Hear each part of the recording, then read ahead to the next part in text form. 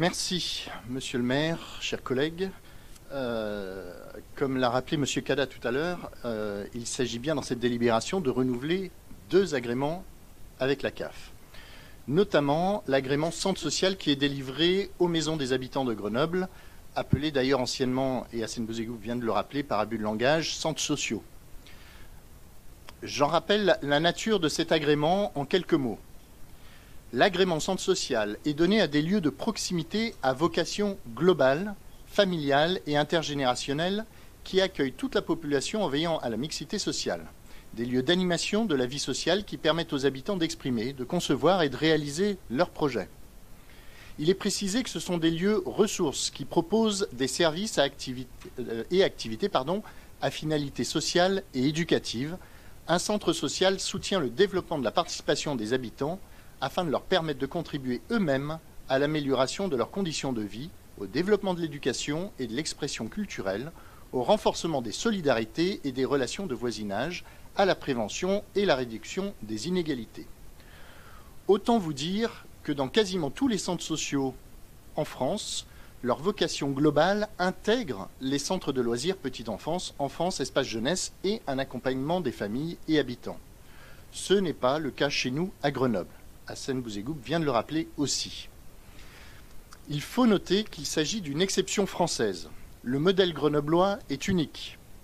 Alors, vous n'y êtes pour rien. Ce modèle date d'Hubert Dubedou et avait été renforcé par les municipalités Carignan et d'Estaing. C'est le seul endroit en France où les centres sociaux sont municipaux. Cela fonctionnait à l'époque parce qu'ils étaient en lien étroit avec les services sociaux du département. Je rappelle par exemple que le centre social de l'Arlequin et le centre social des Baladins, d'ailleurs, hébergeaient les assistantes sociales de territoire du département. Ça fonctionnait parce qu'ils étaient en lien avec les services sociaux du département et qu'ils s'inscrivaient dans un partenariat à l'échelle d'un territoire avec les associations d'éducation populaire qui, par définition, étaient associatives et empreintes de l'éducation populaire. Le hic est que maintenant, ce n'est pratiquement plus le cas. Les services sociaux du département se sont regroupés entre eux et ne sont plus hébergés au sein de ces centres sociaux, de ces maisons des habitants. Et puis, d'un autre côté, vous faites la chasse aux associations d'éducation populaire qui ont été municipalisées, sous-traitées dans d'autres endroits. Ne soufflez pas, c'est la réalité. Sous-traitées dans d'autres endroits, voire supprimées sur certains quartiers. Si vous voulez, je vous liste les exemples. L'équilibre de l'exception grenobloise ne tient donc plus. Et la prose qui nous est présentée dans ce projet restera donc artificielle. Je vais donc détailler. La fonction sociale que vous décrivez ne sera que du saupoudrage à partir de l'instant où le lien avec les assistantes sociales de territoire n'est plus de proximité. Vous pouvez toujours nous présenter des actions où nous aurons 10 personnes qui auront participé à l'élaboration d'une fresque ou 5 personnes qui auront participé à je ne sais trop quoi. N'empêche que cela restera du saupoudrage. Là où précédemment, c'était fait intelligemment et c'était fait d'une façon cohérente. Et c'était fait d'une façon massive sur un territoire. La fonction de soutien à la fonction parentale. Alors, il va falloir m'expliquer par quelle entrée vous voulez travailler la parentalité à partir du moment où vous n'intégrez pas les centres de loisirs et animation jeunesse dans le dispositif. Alors même que nous avons besoin de travailler et de soutenir cette fonction de parentalité, cette fonction restera un vœu pieux, ou tout au moins les actions resteront superficielles puisque sans moyens.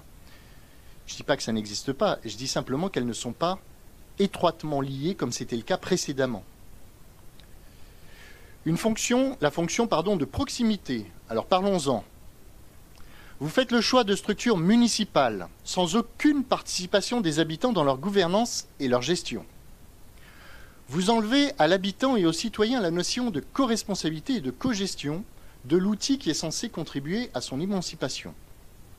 Le principe même de l'éducation populaire qu'une nouvelle fois vous bafouez, que vous piétinez. La fonction de déploiement de politique publique. Alors, évidemment, par cet outil municipal, nous avions bien compris qu'il s'agissait d'un outil de propagande et de déploiement de vos politiques. Je cite la délibération. D'ailleurs, vous l'avez cité tout à l'heure. Le rôle des MDH est de penser la participation des habitants dans toutes ces déclinaisons. Voilà. je rappelle, l'éducation populaire, ce n'est pas de penser pour les autres, c'est de permettre à l'habitant d'être lui-même acteur de son devenir. La fonction d'émancipation et du développement du pouvoir d'agir. Nicolas Cadal a dit tout à l'heure, et je vous cite, « Les MDH s'inspirent de l'éducation populaire ». Alors là, vous dites tout. Vous en oubliez l'essentiel. L'éducation populaire cherche à ce que chacun devienne acteur de ses apprentissages pour les partager avec d'autres. Ce n'est pas en l'enfermant dans des logiques municipales encadrées par des fonctionnaires, aussi compétents soient-ils, que vous ferez vivre l'éducation populaire à Grenoble.